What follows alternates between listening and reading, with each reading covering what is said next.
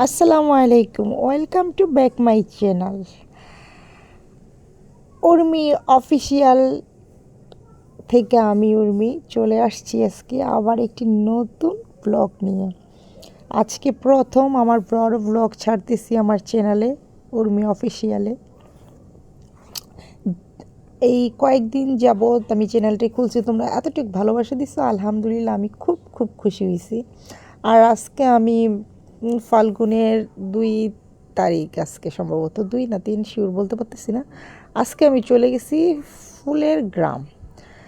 যদি কেউ জানতে চায় ওই ফুলের গ্রামটা কোথায়, আমাকে কমেন্ট করো, আমি বলবো।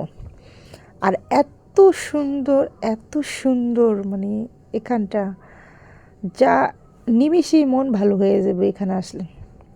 আমি এই ফুলগুলোকে দেখলাম যখন ওই যে ভ্রমর মধু নিতেছে, আমি মানে আমার এতটা ভালো লাগতেছে, মানে আর আসছি তো একদম গরম রোদ্রের টাইমে, বিকালে গেলে বেশি ভালো হতো।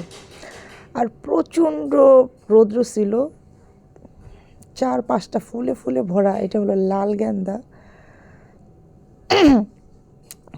অনেক যা এখন কিন্তু ফুল, মানে ফুলের গাছ, এই যে আমি কিছু ফুল কিনে নিচ্ছি, বলছে যে বাগানের ভিতরে ঢুকলে কিছু ফুল কিনতে হইব।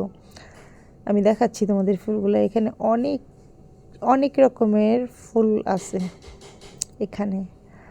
আর এখানে আসার পর আমার মনটা বেশ ভালো হয়ে গেছে। ইচ্ছে হইতেছিল যে প্রজাপতির মধ্যে আমিও উড়ি, আর ভ্রমরার মতো আমিও মধু নেই। এত ভালো লাগতেছিল এখানে এসে। আমি কিছু ফুল নিয়ে নিছি এখান থেকে। তারপর আমি আবার ভিডিওটা চালু করে দিলাম।